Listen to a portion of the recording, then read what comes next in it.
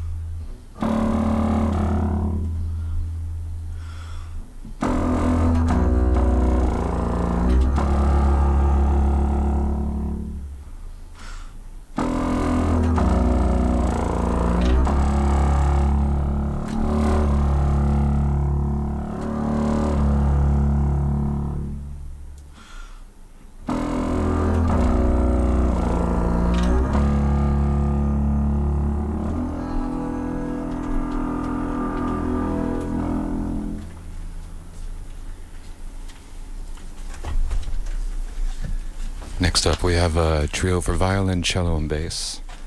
It's called Dance from Barfly.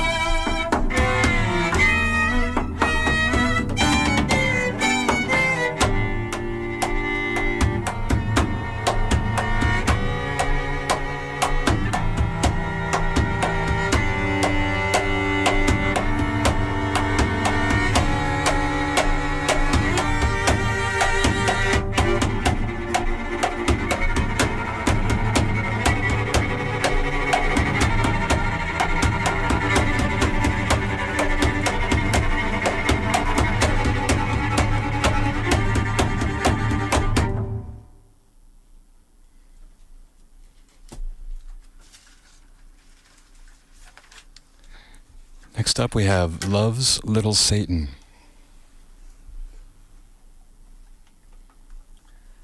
Also for violin, cello, and double bass.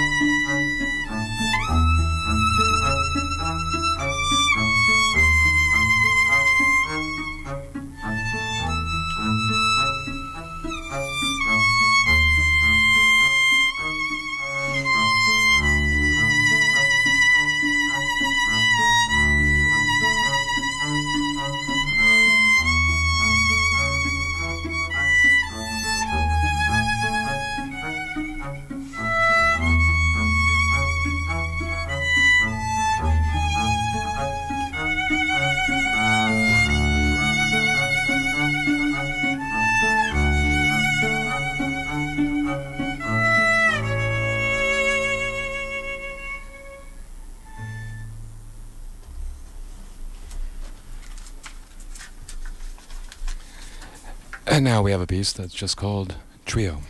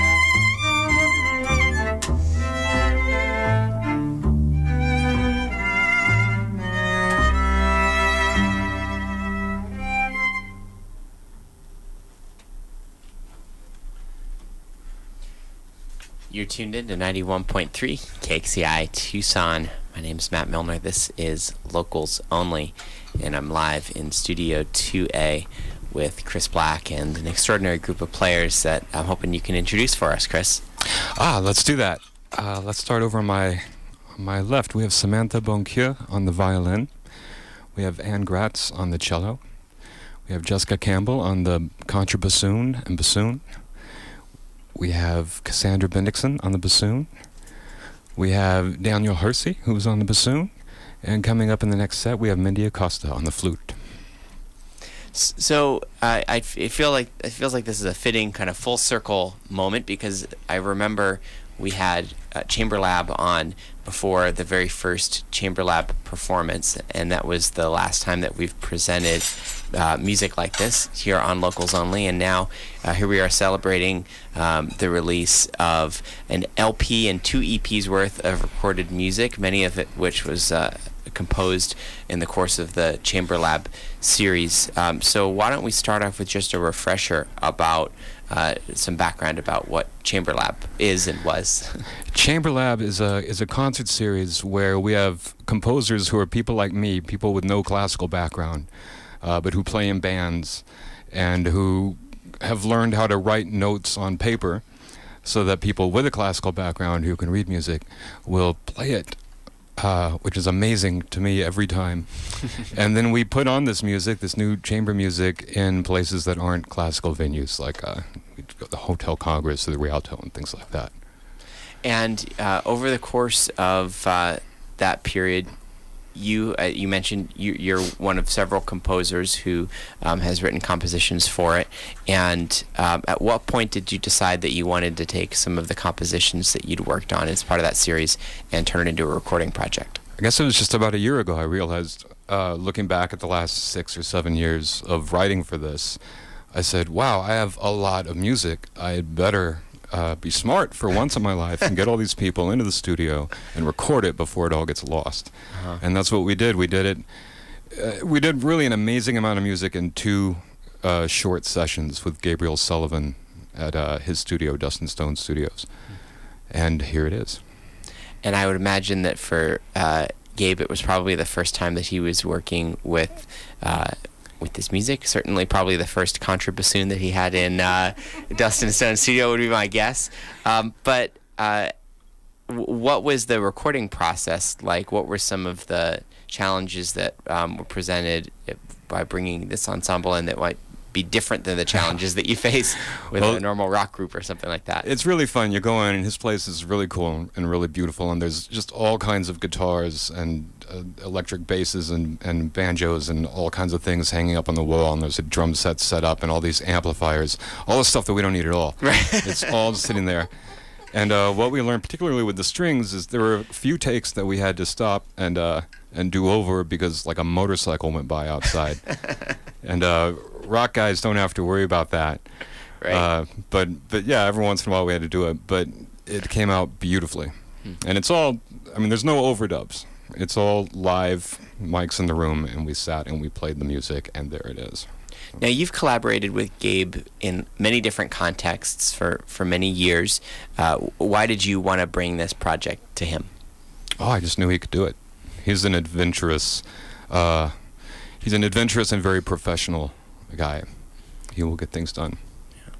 So we mentioned before that we've got, I'm holding in my hand a heck of a lot of music, much of which we're hearing tonight, but it's actually a few different releases. So talk us through everything that's coming out this week.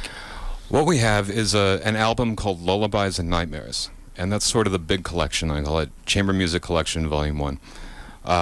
And then there was more music that I'd written that didn't really fit on an album in any way that made sense. And one of it is a suite for double reed instruments like the bassoon, English horn, oboe, that was actually commissioned by Jessica's Contracorps duo back in 2012. And it's called the Downtown Suite, and all the titles are taken from things that one would see in 2012 if you were downtown on Congress Street between, say, Wigorama and the Hotel Congress. There's a song about a crazy grackle. There's a song about a girl that can't walk in the shoes that she's wearing. And of course, it's all instrumental. There's sort of a lullaby for the end of the night. There's an old woman trying to feed pigeons, but no pigeons are coming. There's just all kinds of things going on, and it's every bit of it is stuff that I saw walking around down there. Sure. If I was going to do the same thing now or add to it, then titles would be like, wow, this place has a lot of exposed brick and ductwork, or, all kinds of other things. But at the time, it was a simpler time. It was.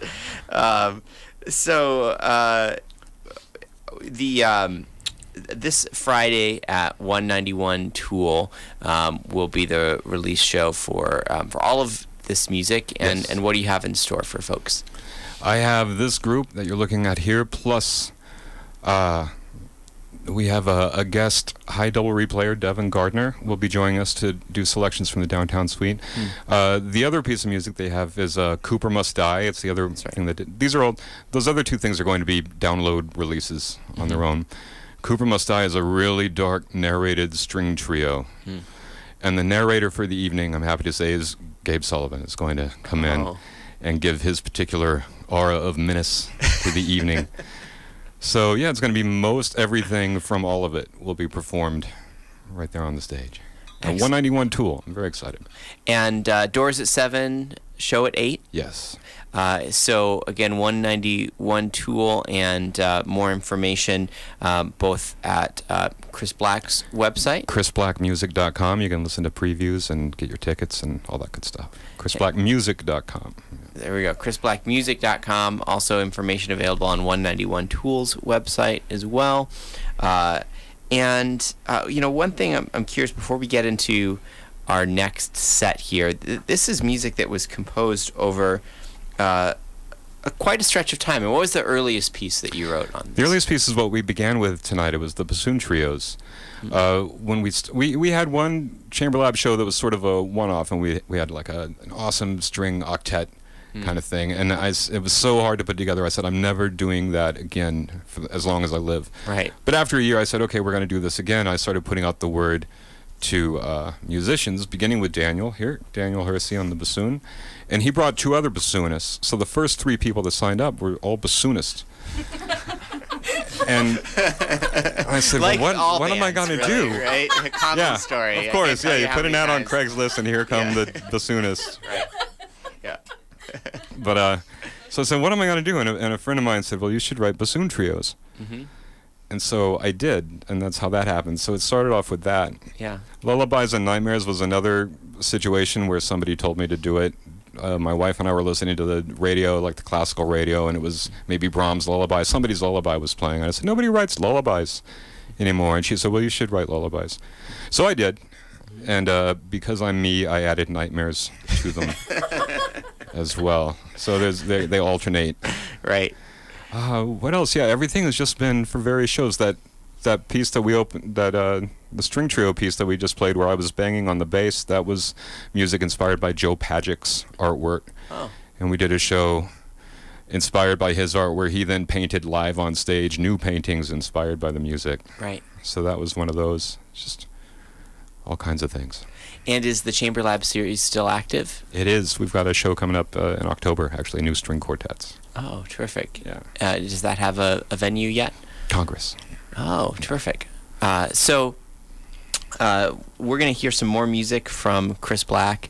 And once again, Friday, 191 Tool, 8 o'clock or 7 o'clock doors.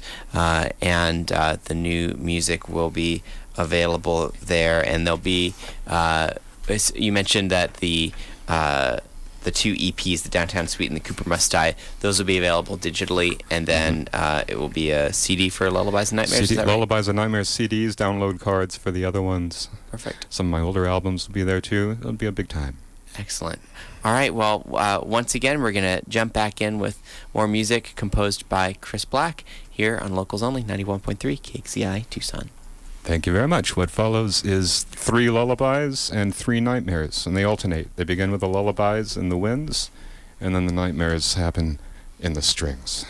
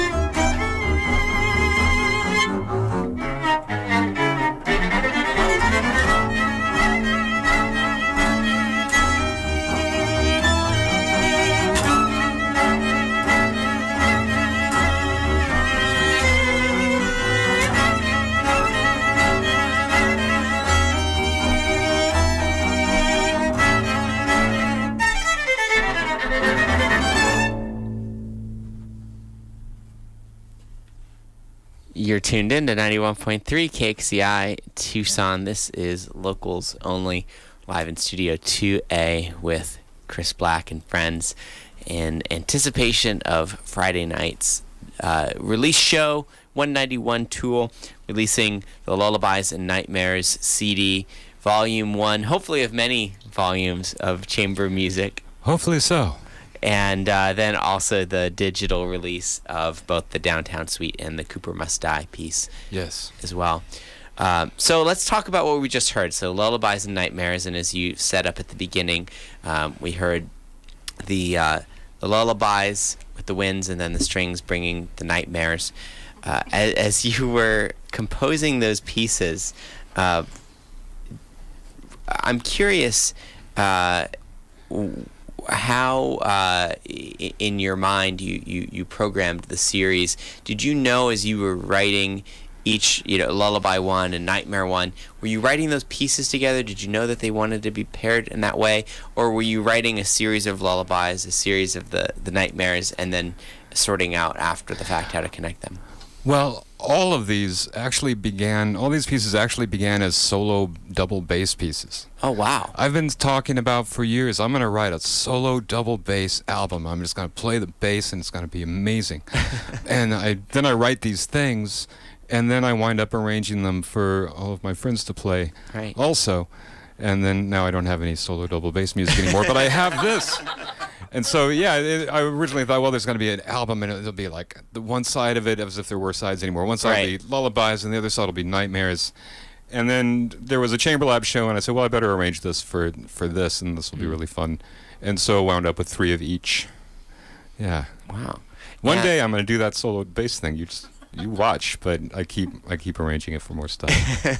Well, you just need to stop making more friends, I guess. Done. Yeah.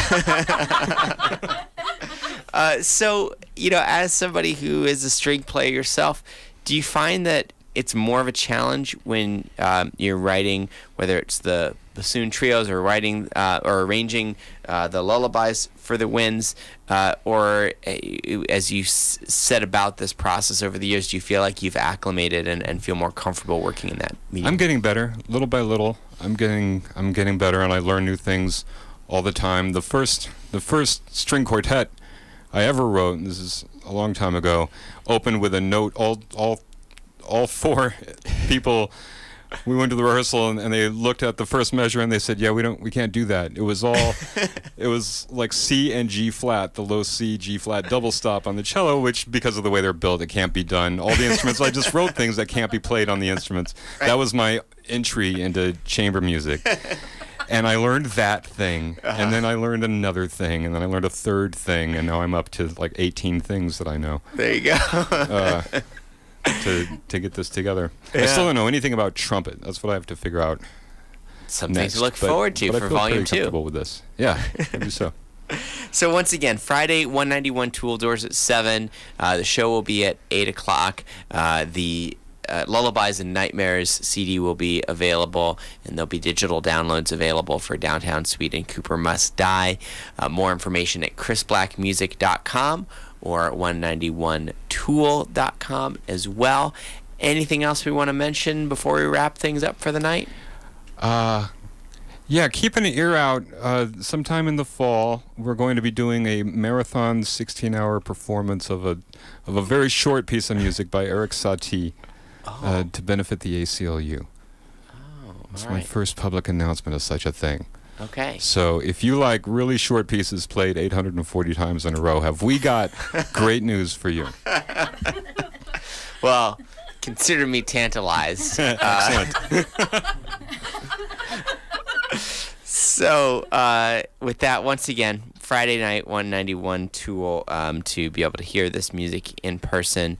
There'll be some special treats in store. And I want to thank all of you for coming down and spending your evening and sharing your talent with us tonight. Thank you. It's a great pleasure. So with that, we'll wrap things up on Locals Only, and we're going to throw it over to the Hub for the rest of your Monday night. So thanks for tuning in, and Bob Girth is up next with the Hub.